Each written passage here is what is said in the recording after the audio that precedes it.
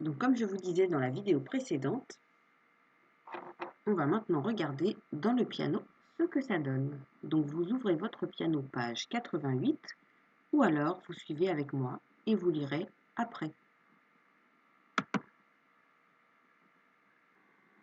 C'est parti. Alors là on voit la lettre G qui fait le son G et on nous dit ici que elle peut faire aussi le son J. On a le mot la, les mots la, girafe et on voit que le G sonne en faisant J. Et là vous avez votre petite girafe. Allez, on continue. Lecture de syllabes. Vous pouvez voir là devant vous sur la feuille qu'on a mis le G en bleu et on a mis le J en vert. Le G en bleu, il sonne G. Et le J en vert, en fait, c'est pas un J, c'est le G, mais qu'on entend comme si il chantait comme le J. C'est comme si le G il avait une petite transformation. Quand on l'écoutait, maintenant on entendait J. C'est parti.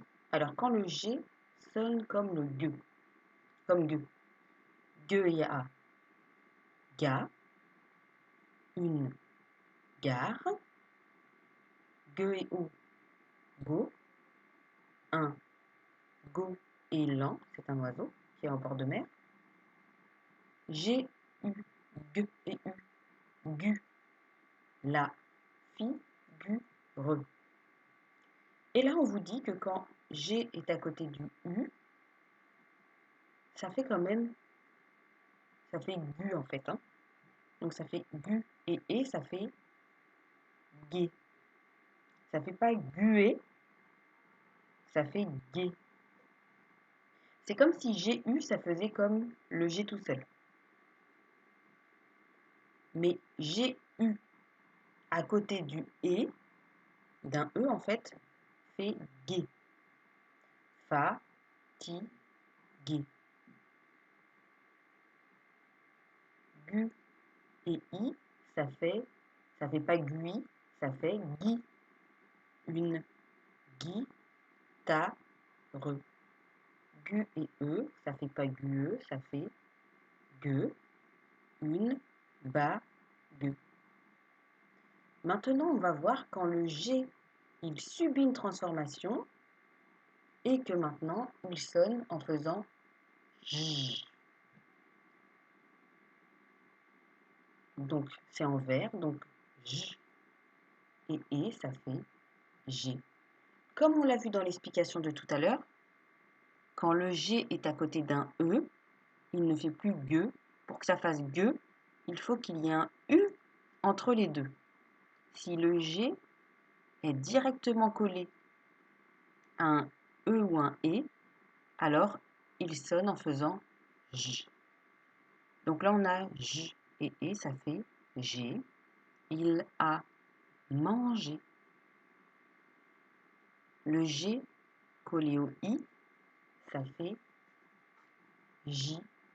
Pour que ça fasse Gui, Gue, il faut qu'entre les deux, il y ait un U. Sinon, ça fait J. La girafe. G à côté d'un E, ça fait je. Un genou. Alors là, on l'a vu aussi dans la vidéo d'avant. G et E, ça fait je. On va ajouter un O et ça fait jo. Un pi, je et on, jon. G, E à côté du A, ça fait ja. De l'orangeade. Donc là, ce qu'il faut que vous reteniez, c'est que G à côté de A, O et U, ça fait gue. Et quand le G est à côté d'un E ou d'un I, même si on rajoute un accent, ça fait le son J. Ici, on vous dit, dans ces mots, on voit G, mais on ne l'entend pas. Longtemps, un point, un hareng, c'est un petit poisson, un, avec la liaison étang, un étang, un doigt.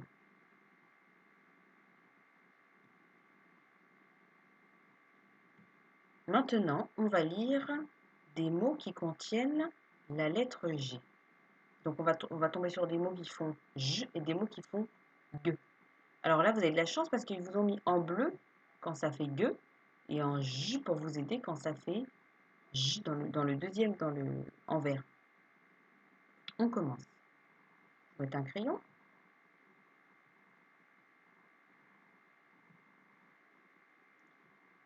La gare. G est à côté du A, donc ça fait G. De toute façon, là, tout ça, tout ce qui est en bleu, ça va faire G.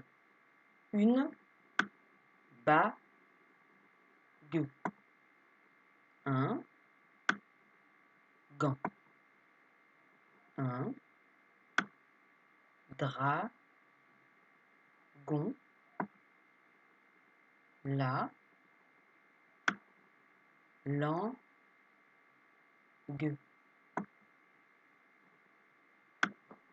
L'escargot.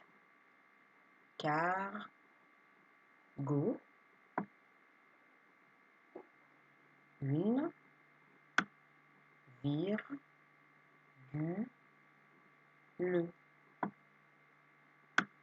Un guépard. Un gâteau.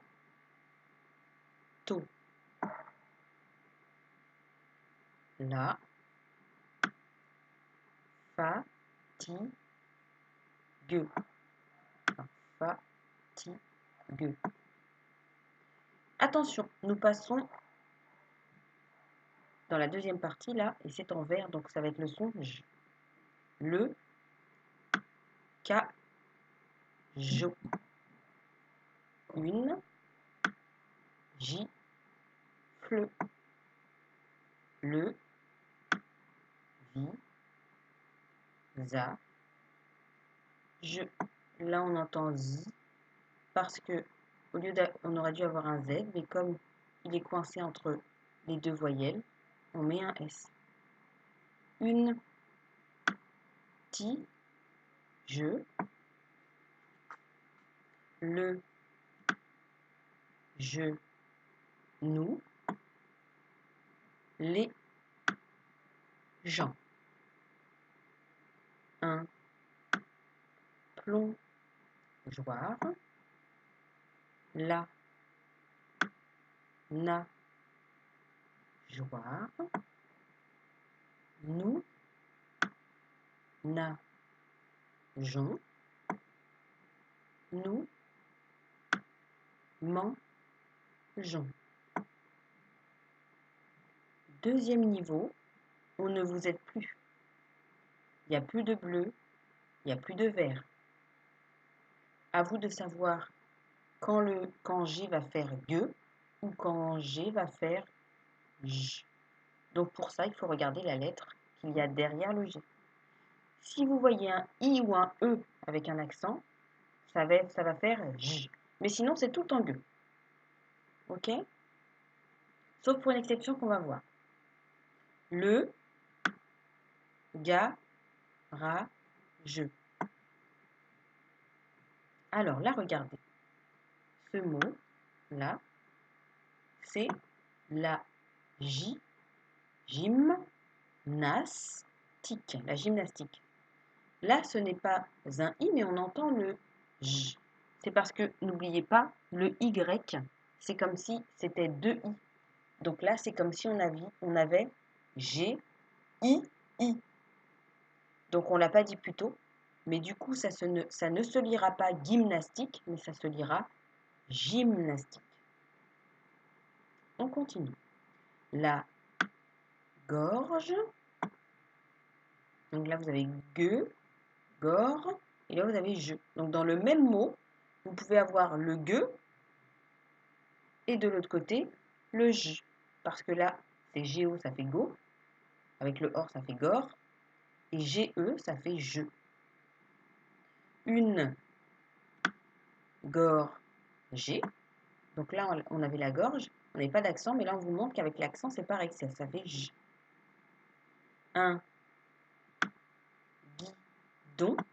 Et non pas un gidon, puisqu'il y a le u ici qui sépare le G et le I, donc ils ne sont plus amis. Donc ça ne fait pas J, ça fait G.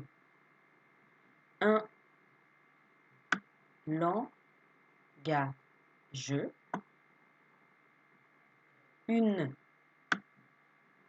guirlande. Un gigot. T bagage.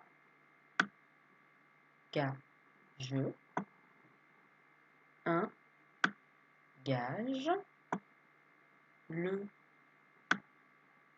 jonglage.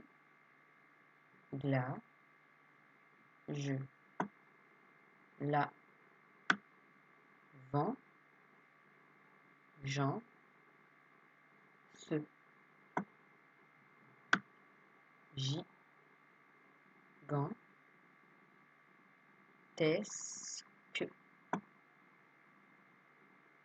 Elle engage. Elle gigote.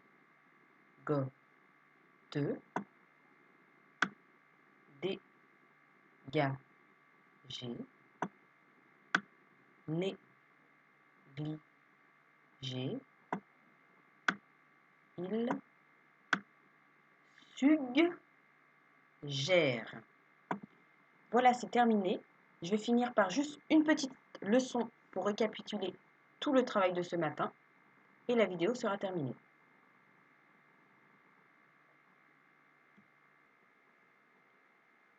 Donc les enfants, vous devez garder ça en tête. Petite leçon qui doit rester dans votre cerveau. Hop, vous photographiez avec vos yeux. Clac, clac, clac, clac, clac. Ça rentre dans le cerveau. Vous fermez les yeux, vous enregistrez pour pouvoir le réutiliser quand vous serez en CE1 ou pour écrire vos mots de maintenant. Donc, G à côté de A, G à côté de O ou G à côté de U, ça fait le son G, comme gâteau. Par contre, le G à côté du E et du I, ça fait le son J, comme genou.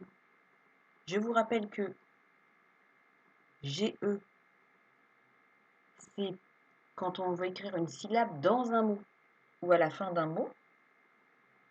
Et GI, c'est pareil. Dès que vous voulez écrire J en français, vous ne pouvez pas utiliser le J et le I. Vous devez utiliser le G et le I car il n'y a aucun mot qui existe en GI. Ben voilà, à vous de réviser. Bon courage!